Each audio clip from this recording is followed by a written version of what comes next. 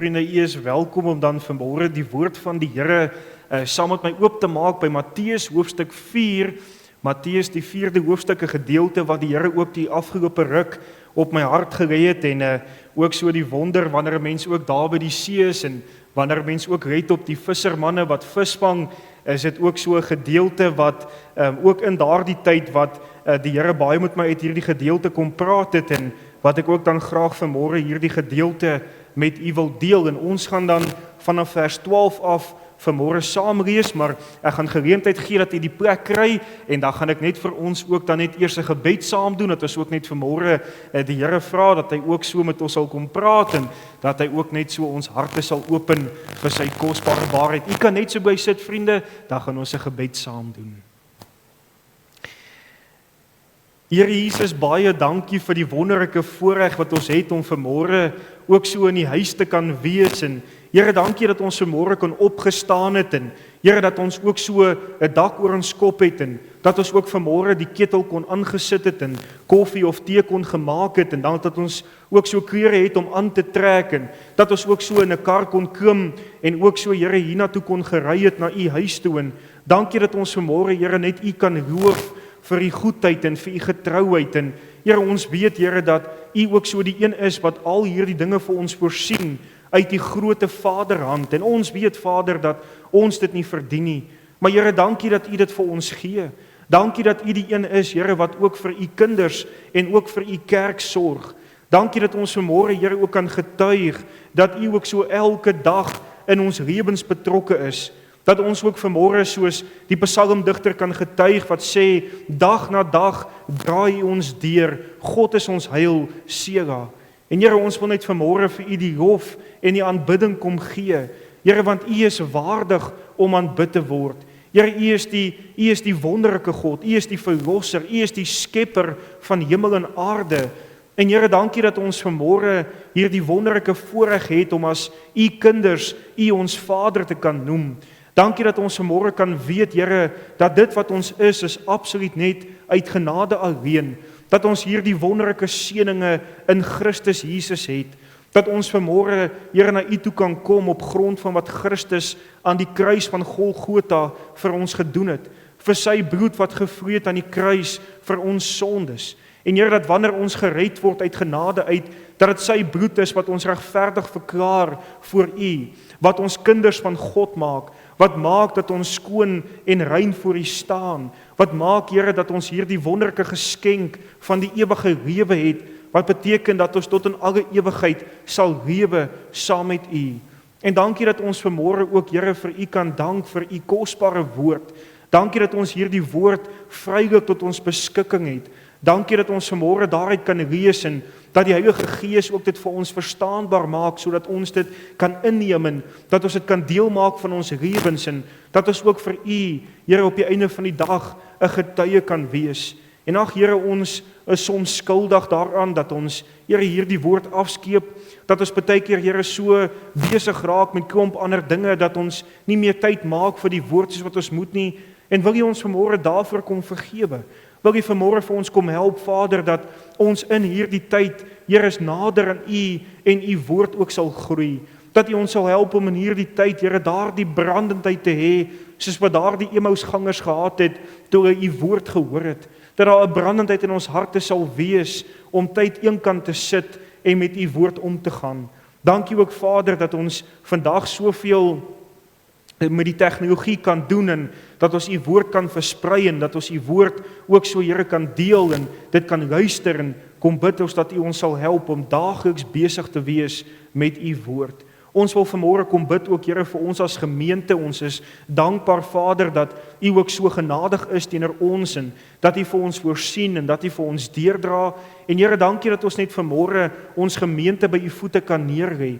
Dankie dat ons vanmôre, Here, kan kom bid vir ons gemeente en vir elke lidmaat en elke besoeker en elke jong mens. En Here, dat ons kan kom vra dat U vir ons ook sal help in hierdie tyd, dat ons as gemeente ook sal staande bly, dat ons nie rondgeslinger sal word deur die dinge wat daar buite aan die gang is en die dwaalleer wat daar buite is nie, maar Vader, dat ons geanker sal wees in U woord en dat ons ook so, Here, sal weet om iemand te antwoord, dat wanneer hulle oor ons pad kom, dat ons hulle uit die woord uit sal antwoord en dat ons ook vir hulle die weg sal wys, Here, wat die waarheid is en dat ons ook vir hulle daarin sal begelei.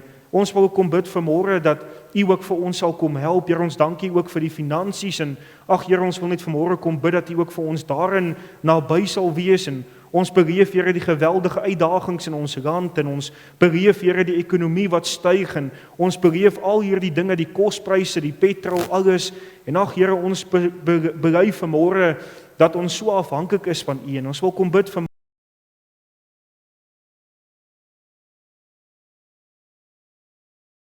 sal leer dat ons oë in alle tye op U gefestig sal wees. Ons is dankbaar, Here, vir dit wat U vir ons doen en ons loof en ons prys U ook daarvoor. Ons kom bid ook vir die woord vanmôre dat U ons harte ontvanklik sal maak. Here, ons kom bid ook dat U vir ons sal help dat ons werklik hierdie boodskap in liefde, Here, sal neem en dat ons hierdie boodskap ook in ons eie lewens sal toepas en dat ons dit ook sal uitdra na die wêreld daar buite. Dankie dat ons ook hierdie dinge kan vra in U wonderlike naam alleen bid ek dit. Amen. So Matteus hoofstuk 4 en ek gaan dan vir ons voorhou vanaf vers 12 tot en met vers 22. En toe Jesus hoor dat Johannes in die gevangenis gesit was, het hy na Galilea teruggegaan en hy het Nasaret verlaat en gaan woon in Kapernaum aan die see in die gebied van Sebulon en Naftali, sodat vervul sal word wat gespreek is deur Jesaja die profeet toe hy gesê het, die land Sebulon en die land Naftali na die see toe, oorkant die Jordaan, Galilea van die heidene, die volk wat in duisternis sit, het 'n groot lig gesien en die wat sit in die land en skaduwee van die dood, vir hulle het 'n lig opgegaan. Van toe af het Jesus begin om te preek en te sê, bekeer julle, want die koninkryk van die hemele het naby gekom.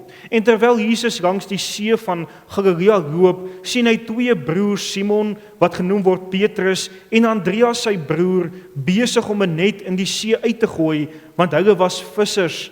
En hy sê vir hulle, kom agter my aan, en ek sal julle vissers van mense maak. En hy het dadelik die nette laat staan en hom gevolg. En toe hy daarvandaan verder gaan, sien hy twee ander broers, Jakobus, die seun van Zebedeus, en Johannes sy broer, in die skuit saam met hulle vader Zebedeus, besig om hulle nette heel te maak. En hy het hulle geroep, en hy het dadelik die skuit en hulle vader verlaat en hom gevolg. Net tot sover uit die wonderlike woord van die Here. Nou vriende, ek wil dan graag vanmôre wil ek die aandag vestig op vers 19 van ons geleesde gedeelte wat sê, en hy sê vir hulle, kom agter my aan en ek sal julle vissers van mense maak. En so wil ek dan vanmôre by hierdie geleentheid wil ek met u praat onder hierdie tema, die hoë roeping van die kerk, naamlik om vissers van mense te maak, vissers van mense. Nou, liewe vriende, ek wil graag dan vanmôre hierdie boodskap begin deur 'n ware verhaal vir u voor te hou, en u sal ook aan die einde sal u verstaan waarom ek hierdie boodskap dan nou begin het met hierdie baie kosbare verhaal. En ek gaan net ook net vir ons net hierdie prentjie op die bord sit. Ek weet dit is dalk miskien nou bietjie onduidelik. Ek vra om verskoning daarvoor.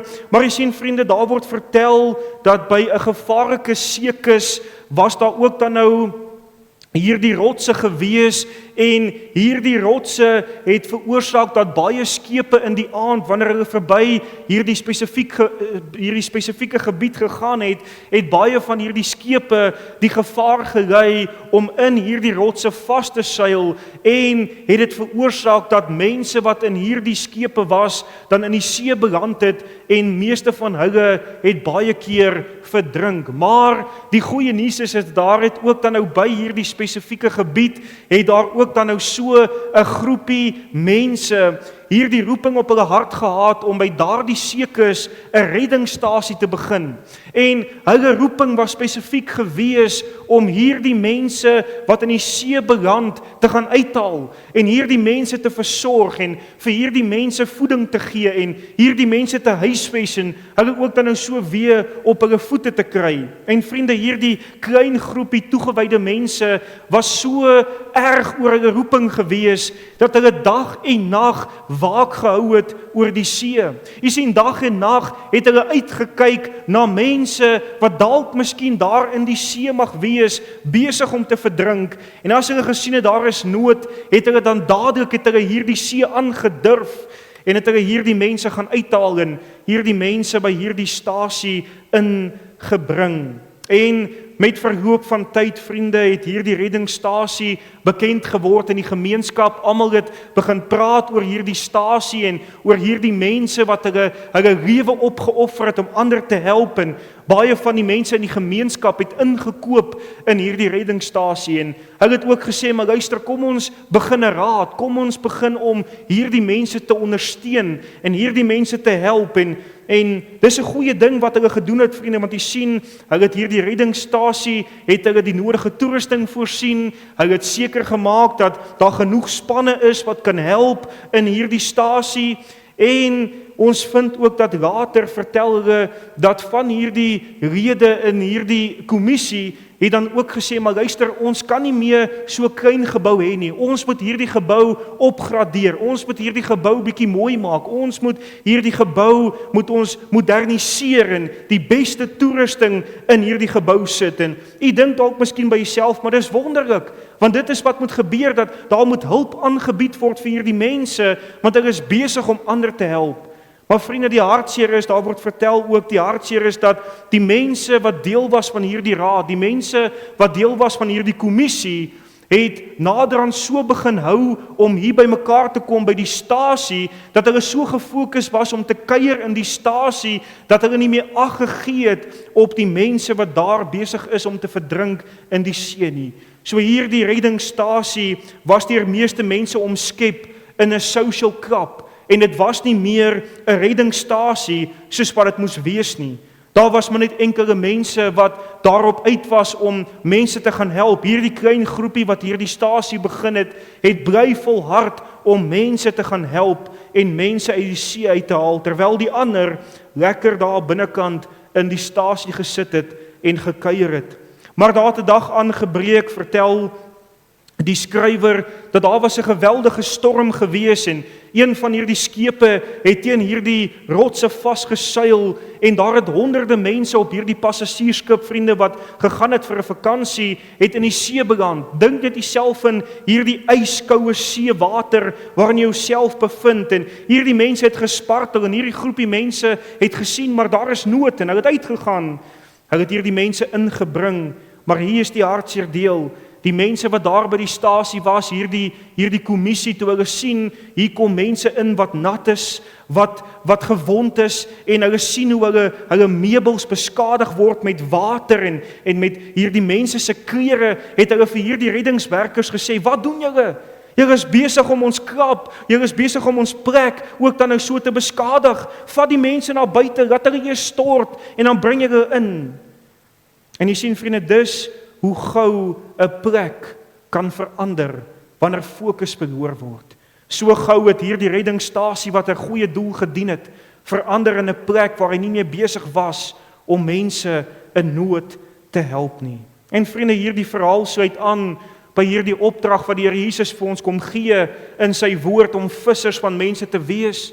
Jy sien, ek en u moet ook vanmôre verstaan, dat ons staan ook vanmôre bekend as 'n reddingsstasie, 'n stasie waar ek en u as kind van die Here 'n verantwoordelikheid het om verlore siele daar buite in te bring, om verlore siele daar buite wat besig is om te verdrink in hulle sondes, wat op pad is na 'n ewige verdoemenis, wat op pad is na 'n plek waar hulle vir ewig sal wees sonder God en sonder hoop. Ja, vriende, om daardie mense van Christus te vertel. Ons het die verantwoordelikheid om die kosbare boodskap van die kruis aan hulle voor te hou, om hulle kerk toe te nooi, om 'n pad met hulle te stap, om te bid vir hulle, dat die Here hulle siele uit genade sal red. Red op hierdie kosbare Halleluja lied, vriende, vers 1, hy sê, red wat verlore gaan, soek die wat sterwe, rukkel ontferm uit sonde en dood, ween oor die dwalendes,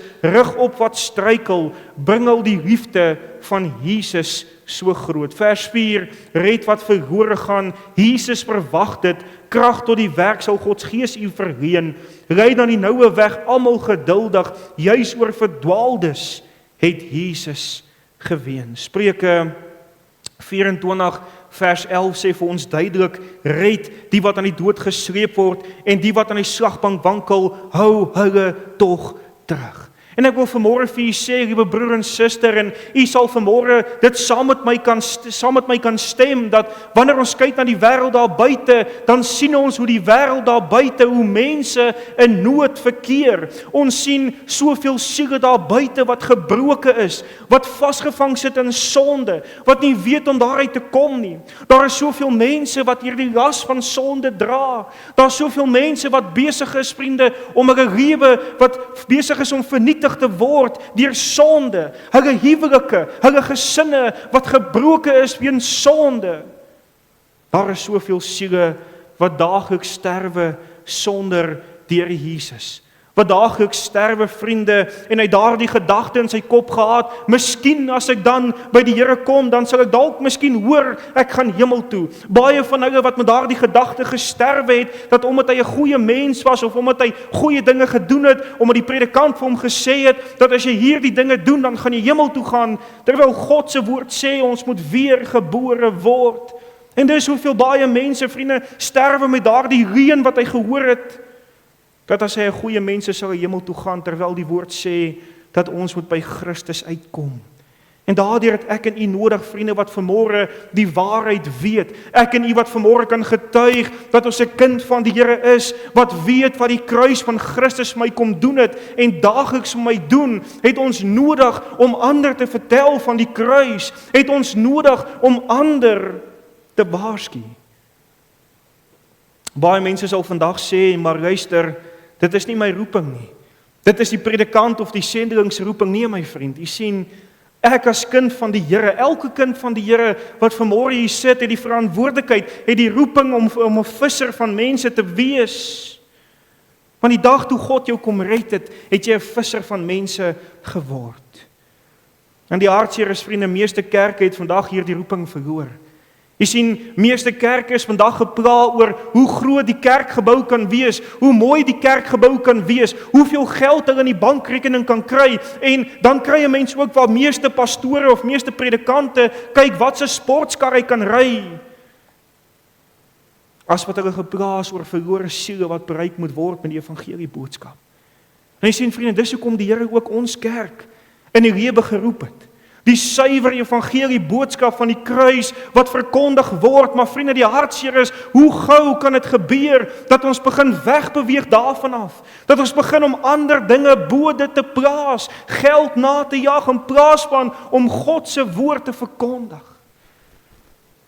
En die Here is getrou, vriende.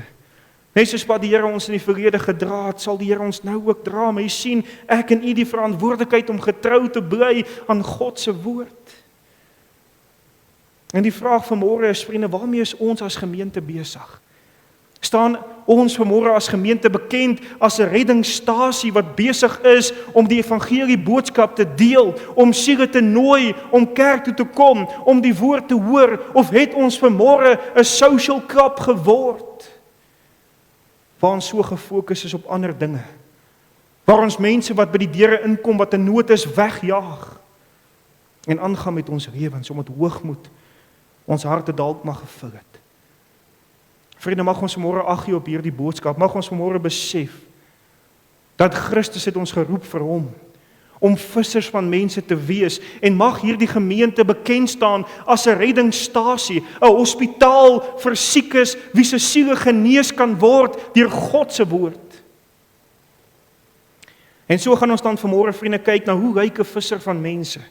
En die rede waarom ons gaan kyk na die eienskap van 'n visser van mense, is sodat ons vanmôre hierdie roeping kan verstaan wat God vir ons kom gee het. En vriende, mag ons vanmôre vir die Here vra, Here, kom staan stil by my. Here, kom wys vir my, is hierdie in my lewe teenwoordig? En as jy vanmôre gered is, dat jy vanmôre vir die Here sal vra, Here, help my dat ek 'n getroue visser van mense sal wees. En as jy nog nie vanmôre die Here ken nie, vriend, dat jy vanmôre hom sal soek, dat jy vanmôre die saak met hom sal regmaak. So die heel eerste punt wat ons vind van hoe lyk 'n visser van mense, en dit is, hy's toegewy aan die Here Jesus alleen. Vers 19 en 20 van ons eerste gedeelte, en hy sê vir hulle, kom agter my aan, en ek sal julle vissers van mense maak, en hulle het dadelik die nette laat staan, en hom gevolg. So, wat is hier die woordjie toewyding, of wat beteken hier die woordjie toewyding? Nou vriende, dit beteken eenvoudig om jou tyd en jou energie en jou krag aan iets of iemand te bestee. Dit is ook om jouself op te offer vir daardie persoon. En wanneer ons kyk na die disippels en die Nuwe Testamentiese gemeente se lewens, dan vind ons dat hierdie manne en vroue het hulle lewens opgeoffer vir Christus. Ons kyk na die disippels en ons sien hierdie eenvoudige vissermanne, vriende, toe Jesus hulle geroep het, het hulle alles agtergelaat. Ja, jy sien, hulle het hulle eie wil agtergelaat, hulle eie planne, hulle gemaak, hulle het alles gelos vir Jesus. Lukas 18 vers 28, toe sê Petrus, kyk, ons het alles verlaat en U gevolg. En na Pinksterdag vind ons hierdie disippels, vriende, vervul met die Heilige Gees. En ons vind hoe hierdie disippels getrou gebly het aan hulle Here en hulle Heiland. Ons vind hoe hierdie disippels nie die Here Jesus verloon het nie. Ons vind hoe die disippels getrou gebly het daarin om Christus te volg, om Christus te verkondig, al het dit hulle lewens gekos. Want u sien, hulle ingesteldheid was om Christus te verheerlik. Hulle ingesteldheid was om te doen wat hulle meester van hulle vra. Hulle het nie gelewe om 'n applous te kry by mense nie, maar het gelewe om daardie woorde eendag te hoor by hulle meester, mooi so, my goeie en getroue diensknegt. Filippense 1 vers 21, want vir my is die lewe Christus en die sterwe wins. En net so geliefdes, is dit belangrik dat ons as kinders van die Here, dat ons as gemeente ons algeheel sal toewy aan die Here Jesus, dat ons ook sal doen wat hy van ons vra. En let op hierdie kosbare lied, ek gaan dit nou vir ons voorhou. Vers 1 gaan so, hy sê, alles offer ek aan Jesus, algeheel gee ek my oor, ek vertrou hom nou volkome, aldag volg ek in sy spoor, alles offer ek aan Jesus, nederig val ek aan sy voet, aardsplesier verlaat ek alles, Heer wil my tog nou ontmoet. En hierdie is treffende woorde, vriende. Maar die vraag is, bedoel ons hierdie woorde? As ons hierdie lied sing, is daar daardie gebed in my hart om te sê, Here, alles offer ek aan U. Here, ek gee daagliks oor aan U, ek soek U wil in my lewe. En dit is wat ons moet doen, vriende, dit is wat ons vanmôre moet verstaan, dat as ek 'n kind van die Here is, dan behoort ek nie meer myself nie, maar ek behoort aan Christus. Ons is 'n diensknegt van Christus, hy is ons koning, hy is ons heiland, en daardeur moet ons vir hom lewe, daardeur moet ons alles vir hom gee om te sê, Here, waar U gaan, sal ek gaan, waar U my lei, sal ek gaan. En vriende, wanneer ons dan die wil van die Here soek, dan sal ons besig wees om siele van Christus te vertel. Ons sal besig wees om ons lig te skyn in hierdie donker wêreld. Ons sal, wanneer mense by die kerk inkom, hulle met liefde hanteer en hulle innooi. Paulus beskryf dit so mooi in Galasiërs 2 vers 20. Hy sê, ek is met Christus gekruisig en ek leef nie meer nie, maar Christus leef in my, en wat ek nou in die vlees lewe, leef ek deur die Gees, verskyn tog deur die geloof in die Seun van God, wat my lief gehad het en homself vir my oorgegee het. En vriende, hoeveel kerke is vandag nog toegewy aan die Here Jesus alleen? Hoeveel het Christus nie verloon en die wêreld lief gekry? En is meer toegewy aan geld en om populêr te wees en in te pas by die wêreld. En dan dink hulle dat hulle Christus beheer, terwyl hulle nie doen nie. En is ons nog vanmôre toegewy aan die Here? Is ons nog getrou aan hom? Doen ons nog vanmôre wat hy van ons vra, of vriende, het ons besig begin raak met ons eie dinge? En let op wat sê die Here Jesus aan die gemeente in Efese. Ons lees dit daar in Openbaring 2. En hierdie gemeente was eens op 'n tyd, vriende, so naby aan die Here gewees, maar jy sien, hulle het so besig geraak met die dinge van die Here, dat hulle nie meer besig was met die Here van die dinge nie, en hulle het gedink dat Jesus, toe hy by hulle kom stil staan het, gaan hulle komplimenteer en sê dat niks fout is nie, maar Jesus sê vir hulle, maar ek het teen jou, dat jou eerste liefde verlaat het. Onthou dan waarvandaan jy uitgeval het en bekeer jou, en doen die eerste werke, anders kom ek gou na jou toe en sal jou kandelaar van sy plek verwyder, as jy jou nie bekeer nie. En vriende, dit nie vanmôre vervlou het, in die toewyding teenoor die Here, maak vanmôre reg. Kom na die Here toe en sê, Here, vergewe my, help my dat ek weer toegewyd sal lewe teenoor U alleen. En dan die tweede punt, vriende, wat ons punt van hoe ek 'n visser van mense, en dit is, hy is besig om die evangelie te verkondig. Jy sien, hy verkondig die evangelie met groot ywer in sy hart. 2 Timoteus 4 vers 2 sê, verkondig die woord, hou aan tydig en ontydig, weerlê, bestraf, vermaan in alle lankmoedigheid en lering. Nou vriende, ons moet vanmôre verstaan dat die hooftaak van 'n visser van mense is juis om die evangelie boodskap na 'n verlore siel toe te neem en om 'n verlore siel vir Christus te bereik. En dit is wat ons hoofsaaklik vind by ons verlosser. Jy sien, terwyl die Here Jesus hier op aarde was, het hy wat gedoen? Hy het uitgereik na verlore siele. Die Here Jesus het verlore siele gaan soek en hy het die evangelie met hulle gedeel en hy het hulle opgeroep tot bekering. En ons vind dit menigte keer in die evangelies. Vriende, doen nie self 'n guns en gaan doen 'n studie uit die evangelies uit en hier sal agterkom soveel gevalle waar Christus uitgereik het na verlore sondaars, waar Christus hulle siele uit genade kom red het, waar Christus hierdie wonderlike verlossing en ewige lewe aan hulle gegee het. Lukas 19 vers 10, want die seun van die mens het gekom om te soek en te red wat verlore was. Ons dink aan Saggeus die tollenaar, vriende, Lukas 19. Die Here Jesus het gegaan na Saggeus toe. Saggeus het daar in die boom weggekruip. Hy was nuuskierig geweest. Hy wou gesien het wie is hierdie Jesus waarvan almal praat. En Jesus kom na Saggeus toe en hy sê, Saggeus, klim af, want ek wil vandag by jou tuis gaan. Jesus roep hom by die naam. Hy roep hom op tot bekering. En Saggeus gee ag op hierdie roepstem van Jesus. Die Samaritaanse vrou, vriende, Johannes 4, waar die Here Jesus ook die evangelie met hierdie vrou gedeel het, die 2 blinde manne waarvan ons lees in Matteus 20, wat toe hulle gehoor het Jesus gaan verby, het hulle uitgeroep na Jesus, maar jy sien die Here Jesus het juis gegaan met die doel om hulle te red, om hulle aan te raak. En daar is soveel nog meer gevalle in die woord vir ons opgeteken, maar die punt bly staan, vriende, wanneer ons lees die evangelies, dan vind ons 'n verlosser wat uitgereik het na 'n verlore siel, 'n verlosser wat die evangelie gedeel het, 'n verlosser wat meegedeel het, ek kan jou red, ek kan jou lewe in oorvloed gee. Let op wat sê Jesus vir hierdie vrou in Johannes 4, die Samaritaanse vrou, vers 13 en 14, Jesus antwoord en sê vir haar, elkeen wat van hierdie water drink, sal weer dors kry. Maar elkeen wat drink van die water wat ek hom sal gee, sal in ewigheid nooit dors kry nie. Maar die water wat ek hom sal gee, sal in hom word 'n fontein van water, wat opspring tot in die ewige lewe. En dit is wat die disippels ook gedoen het, vriende. Hulle het die hartklop van die Vader verstaan. Hulle het verstaan dit wat Christus kom doen het. En daardeur was hulle ware vissers van mense gewees. Jy sien, hulle het ook uitgegaan om 'n verlore wêreld van Christus te vertel. Hierdie eenvoudige vissermanne was uitverkoop aan die evangelie.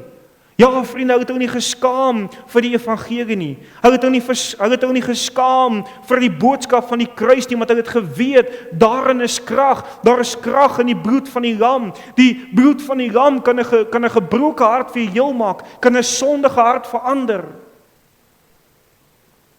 Romeine 1 vers 16 skrywe Paulus, hy sê, want ek skaam my nie oor die evangelie van Christus nie, want is 'n krag van God tot redding vir elkeen wat glo, eerste vir die Jood en ook vir die Griek. En dan 1 Korintiërs 1 vers 18, want die woord van die kruis is wel dwaasheid vir die wat verlore gaan, maar vir ons wat gered word, is dit die krag van God. En dit was hierdie disippels se begeerte gewees, vriende, om Christus bekend te maak onder almal. om hulle wat in die rende te verkeer, om hulle te vertel dat luister, daar is vir jou hoop te vind in Christus.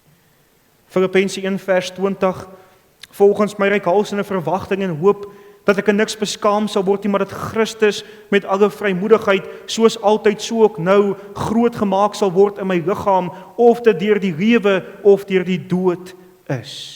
En dan ook 2 Korintiërs 4 vers 5 beskryf ons die hart van die disippels wat sê, want ons verkondig nie onsself nie, maar Christus Jesus as Here en onsself as julle diensknegte om Jesus wil. Die disippels kon nie stil gebly het, vriende, oor die Here Jesus nie. Dit was vir hulle onmoontlik geweest, want Christus was vir hulle 'n werklikheid.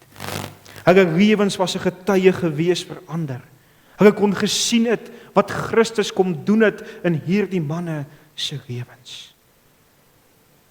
En net so, vriende, is dit belangrik dat ons as kinders van die Here vanmôre sal verstaan, dat ek en u 'n verantwoordelikheid om ook na buite te gaan en die woord van die Here te verkondig, maar ons moet vanmôre ook verstaan, vriende, dat wanneer ek die evangelie verkondig, dan moet my lewe ook kan getuig van die evangelie. My lewe moet kan getuig verander, dat Christus het my lewe kom verander, en dit is die krag van God, dat hy 'n verlore sondaar nuut kan maak, dat hy 'n verlore sondaar wat vasgevang sit in sonde, wat in daardie grepe en daardie kloue van sonde is, dat Christus hom kan uithaal, en dat hy hom 'n nuwe hart kan gee, om nuwe denke kan gee, om absoluut net kan verander, dat hy nooit weer dieselfde is nie. Want mense hou ons lewens dop, vriende. Die oomblik as ons sê ons is 'n kind van die Here, dan kyk mense na ons lewens. En mag dit altyd so wees dat wat ek sê en wat ek doen ooreen sal stem. Weet op wat sê J.C. Ryle, hy sê, if you love Christ, never be ashamed to let others see it and know it. Speak for Him, witness for Him, live for Him. En ons lees ook, vriende, in die woord van die Here, waar die woord ons oproep, dat ons as kinders van die Here met die evangelie leef. Ons lees dit daar in Filippense 2 vers 15 wat sê, sodat julle onberisplik en opreg kan wees, kinders van God, sonder gebrek, te midde van 'n krom en verdraaide geslag, onder wie julle skyn soos ligte in die wêreld. En dan Matteus 5 vers 16, dit is ook 'n baie belangrike vers. Hy sê, laat julle lig so skyn voor die mense, dat julle goeie werke kan sien en julle Vader wat in die hemele is, verheerlik. Vriende, is ek en u nog vanmôre getrou in hierdie opdrag? Is ons nog vanmôre besig om te getuig in die wêreld daar buite? Is ons nog besig om daardie sielelas te hê in ons harte, om na verlore siele uit te reik? En jy sien, vriende, ons lewe in 'n tyd waar die sielevyand dit reg gekry het om my en jou so besig te hou met ons programme, om ons so besig te hou met die selfoon, om ons so besig te hou met klomp ander dinge, dat ons nie meer doen wat ons moet doen nie, dat ons begin verskonings uitdink om te sê, ek kan nie nou nie, dat ons nie meer bereid is om ons gemak te los en prys te gee en tyd af te staan om met 'n siel te praat nie. En ons raak soms, vriende, soos daardie mense by die reddingsstasie wat gesê het, ek wil nie nou uitgaan na buite nie, want dit is lekker warm hier in die stasie. Ek wil nie daar in die koue see ingaan om mense te gaan uithaal nie. En is dit dalk vanmôre, vriende, so by jou wat sê, nee Here, ek is te besig met my eie lewe. Maar o vriende, wat van jou buurman? Wat van jou familie? Wat van jou werkskollegas wat Christus nie ken nie? Praat dit jou nie vanmôre, vriende, dat daardie mense besig is om in hulle sondes verlore te gaan. En jy wat die waarheid ken, bly stil oor dit. Dit behoort ons te pla.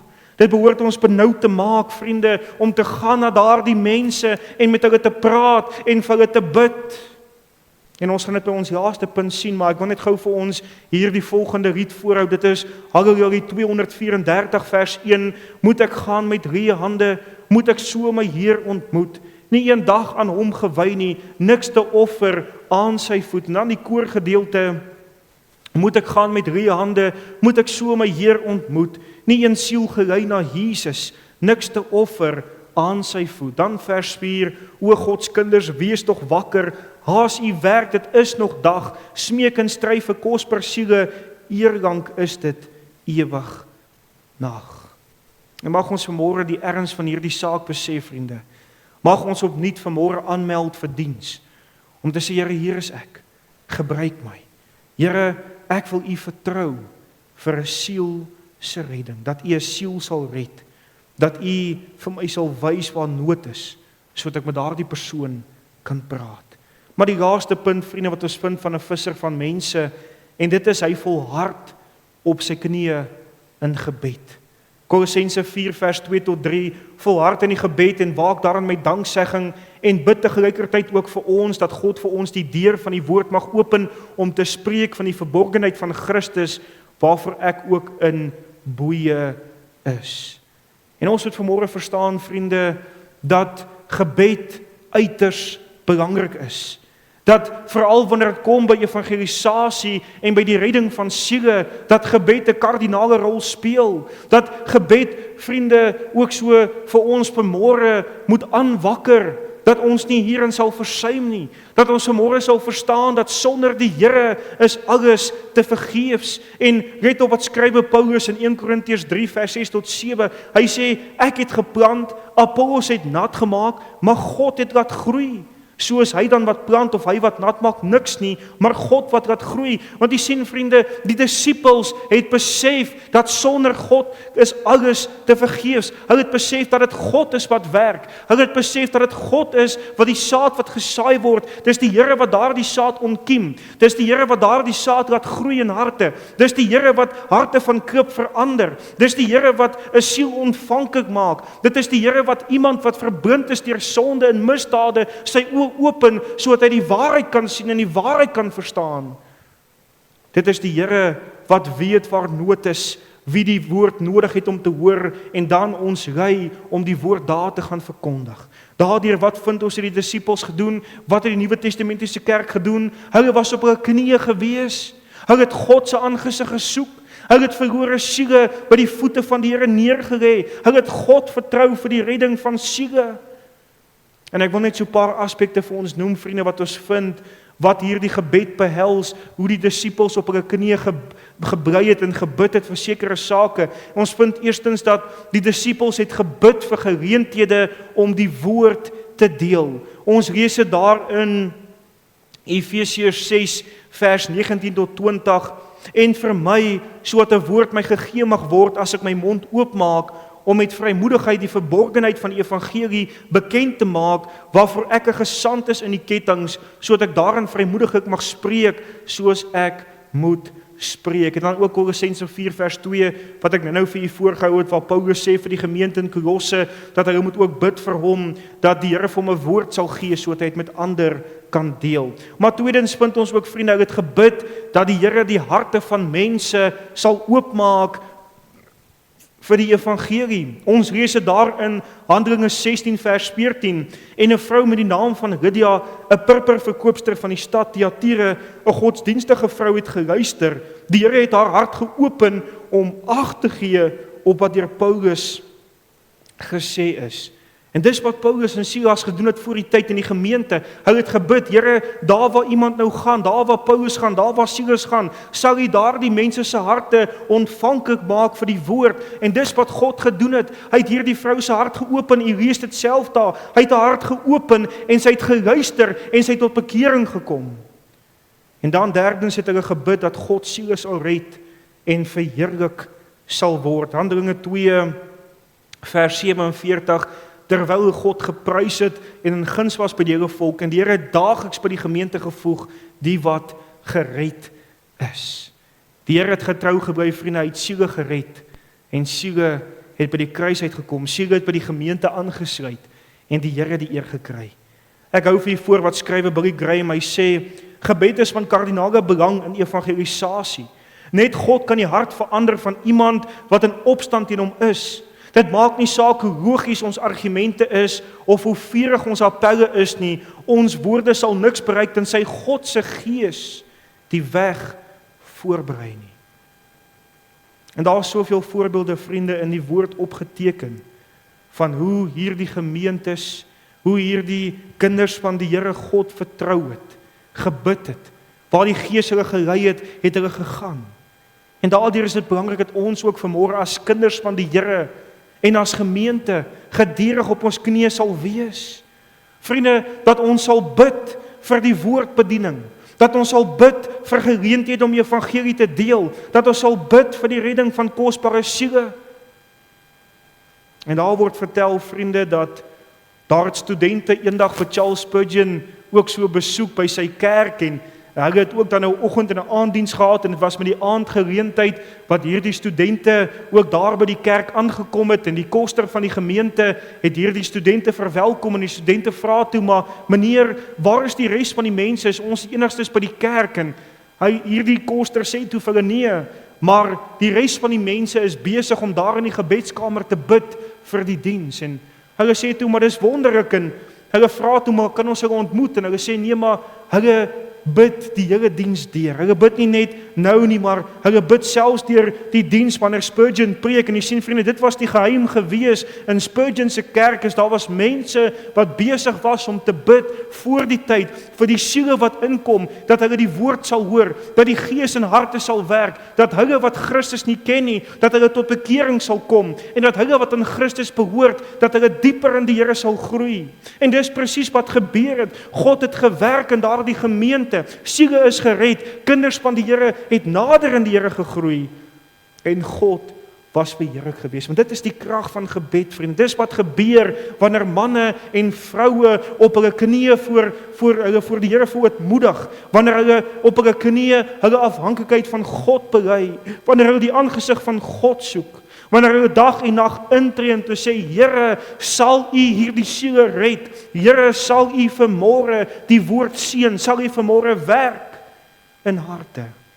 En van sitplek tot sitplek beweeg. Spurgeon het dit ook so mooi gestel, vriende, hy het gesê, winners of souls must first be weepers for souls. En vriende, is ek en U nog besig om gebed ernstig op te vat vanmôre? Is ons nog vanmôre op ons knieë voor die Here as kinders van die Here en as gemeente? Want wanneer laas, vriende, kom ons wees eerlik vanmôre, wanneer laas het ons geween oor verlore siele? Wanneer laas het ons gebid vir die eredienste dat God siele sal red? Wanneer laas het ons gebid, Here, stuur siele om wat te soek in hulle hart het na die waarheid, dat hulle hier sal inkom, dat hulle die waarheid sal vind, dat hulle U sal vind?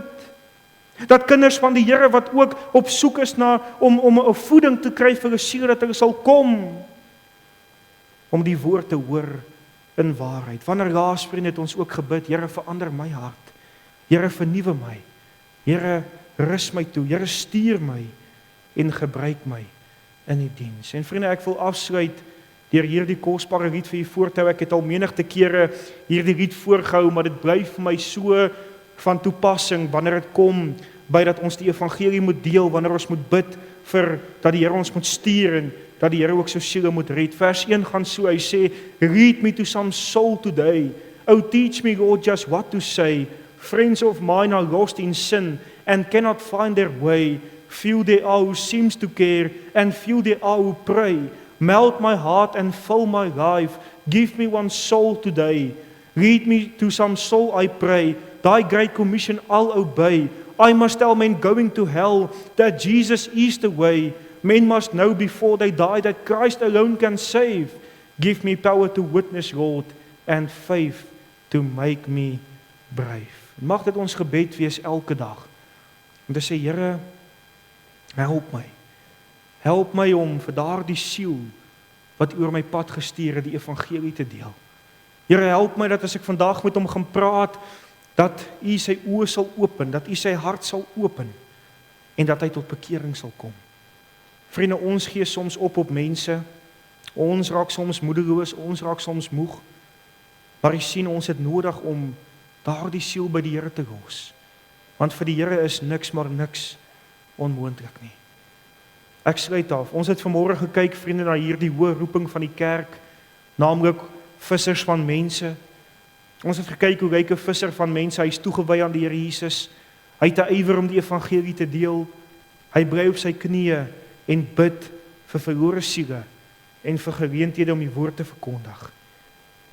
Vriende, die vraag is vanmôre, is jy 'n ware disipel van die Here Jesus? Ken jy vanmôre hom as jou persoonlike verlosser en saligmaker? Wandel jy daagliks met hom? En is jy as kind van die Here besig om siele vir hom te win? Is daar nog vanmôre daardie ywer, daardie passie om die evangelie te deel? Is daar vanmôre 'n sielelas? Is daar vanmôre daardie erns om te bid? En as jy vanmôre vervlou het, vriende, om vanmôre vir die Here te vra, Here, help vir my. Here, vergewe my dat ek my oë afgehaal het van U. Dat ek so besig geraak het met klomp ander dinge, maar Here, kom help my vanmôre. Dat ek alles weer sal oorgee aan U. Dat ek weer besig sal wees met dit waarvoor U my toevertrou het, om siele vir U te win. Ek sien, vriende, die Here soek gewillige harte wat soos Jesaja sal sê, hier is ek, Here, stuur my, gebruik my. Mag die Here U genade gee. Amen. Kom ons bid saam.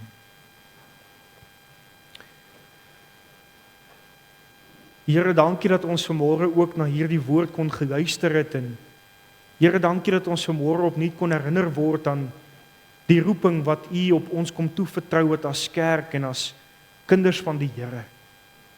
En Here, ons moet vanmôre voor U bely dat ons, Here, soms so ontrou is. Dat ons soms so besig raak met klomp ander dinge, dat ons nie meer fokus op dit wat ons moet doen nie. Dat ons soms, Here, so kan besig raak, Here, met ons eie gemak en nie ons eie gemak prys gee nie, maar Here, heeltyd daar wil bly waar ons is, in plaas van om uit te gaan na buite en die woord te deel. Maar Here, wil U vanmôre vir ons opnuut weer kom toerus?